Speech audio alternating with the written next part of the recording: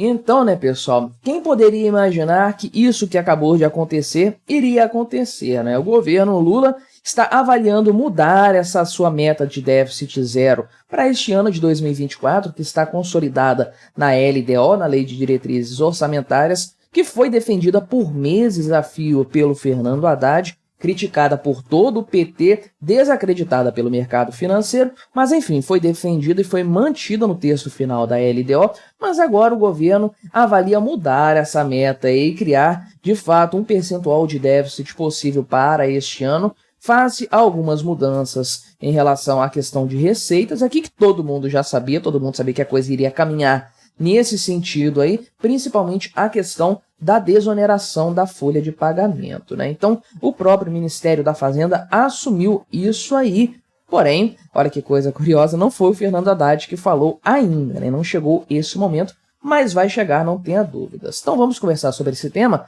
mas antes disso, se inscreva aqui no meu canal se você ainda não for inscrito, deixe o seu like neste vídeo aqui, deixe o seu comentário também, se inscreva no meu canal, já falei, né? Mas torne-se membro, patrocinador, se você quiser colaborar financeiramente aqui com este meu trabalho.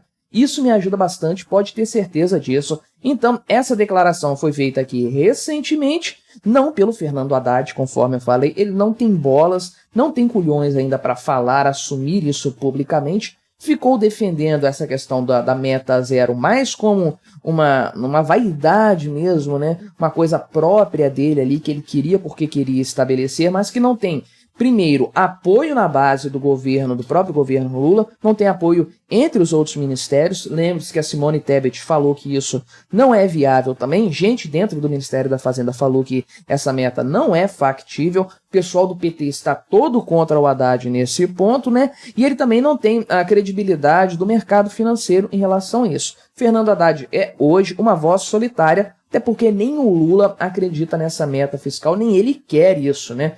No final das contas. Mas quem falou isso então, quem fez esse pronunciamento foi o senhor Dário Durigan, né? Acho que é assim que pronuncia, que é um secretário executivo da Fazenda que está atualmente servindo como ministro interino, porque o Fernando Haddad está de férias, né? Trabalha muito, coitado. Realmente deve estar muito cansado, tirou seus dias de recesso aí, então foi o seu substituto aí, o seu vice, digamos assim, no Ministério da Fazenda, que fez essa declaração aí, né? Ele afirmou o seguinte: se novas medidas não forem possíveis, medidas de aumento de receita que ele quer dizer, né? Eventualmente tem de mexer na meta. Vai fazer o quê? Mágica? Tem de ir vencendo as barreiras, né? É muito curioso isso aqui, inclusive, né? Uma coisa bastante curiosa, porque tem outras soluções, né? Não tem que fazer mágica, né? Se não aumenta a receita, você corta a despesa, então você vai chegar no mesmo resultado.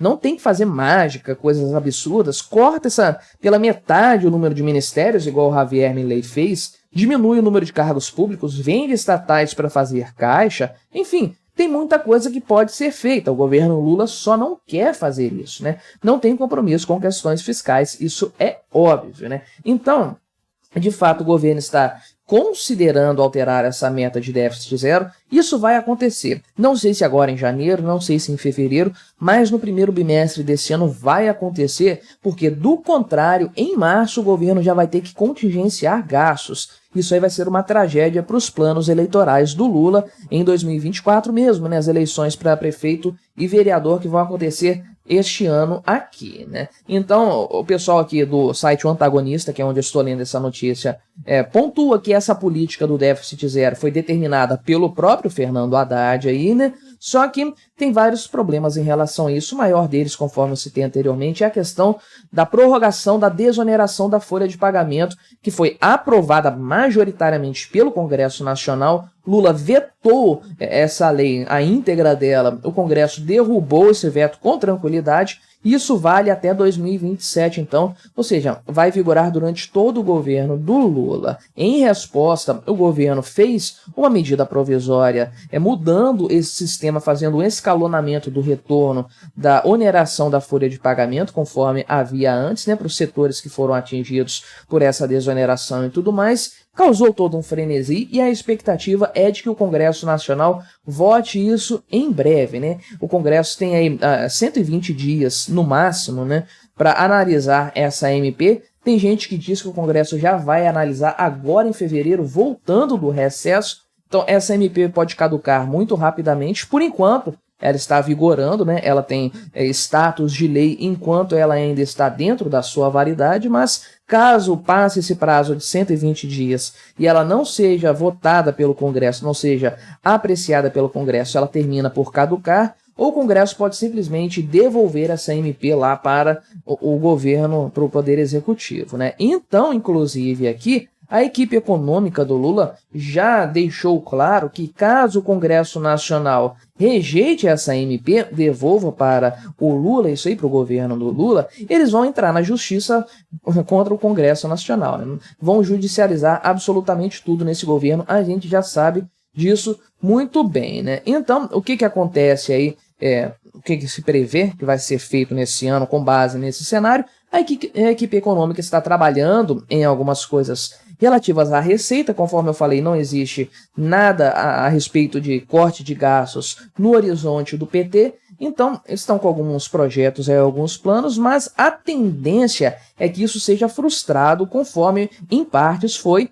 durante 2023 e não tem para onde correr. Com o PIB menor, um crescimento do PIB menor em 2024, com uma arrecadação que já está caindo ao longo dos meses, aí, principalmente nos últimos meses, com uma piora do cenário econômico de forma geral, o agronegócio mais fraco, enfim, com os juros ainda num patamar alto, pressionando a dívida pública brasileira, não tem como fazer milagres nesse caso aí. É claro que o governo não vai conseguir entregar um balanço fiscal equilibrado aí, né? Então, olha só, o pessoal aqui do próprio Congresso Nacional, o Efraim Filho aqui, né, que é do União Brasil, afirmou que essa MP do retorno da oneração da folha de pagamento aí é uma afronta ao Congresso Nacional, porém o pessoal aqui do Ministério da Fazenda acredita que o parlamento não vai rejeitar essa MP, isso vai ser decidido até o dia 1º de abril aí, então, né? Eu falei 120 dias não, né? São 90 dias, então, pelas contas aqui. Mas, enfim, né? O que vai acontecer caso não haja um acordo entre legislativo e executivo aí? Eles vão judicializar a questão. O Ministério da Fazenda vai judicializar esse ponto aí, indo aqui para o tudo ou nada, conforme eles pontuam aqui, né? Segundo o Ministério da Fazenda, a desoneração da folha é inconstitucional, seria inconstitucional, né? Então, é claro que quem define o que é Constituição e o que não é são os Supremos Ministros, né? Não é a letra da lei, nada disso. São os Supremos Ministros aí e tudo mais, porém o pessoal aqui acredita que, de fato, eles vão tentar continuar respeitando a lei de responsabilidade fiscal, o orçamento. Tá bom, só o tempo vai ver isso aí. Existem outras propostas que estão na fita também, estão sendo ponderadas para que o governo restabeleça parte das receitas perdidas, entre aspas, aí, ou as faça crescer com base nas suas previsões, né? Por exemplo, aqui a questão da folha de pagamento ser reonerada, que eu falei, o PERSE, né? Eu já tratei desse programa em outro vídeo aqui também, a limitação da compensação tributária, né? De decisões judiciais, então vai dificultar as empresas conseguirem ter um crédito tributário para ser utilizado no pagamento futuro de impostos, né? Que impacta no caixa, a geração de caixa aí do governo e tudo mais, né? Então, realmente parece que a coisa está subindo no telhado, né?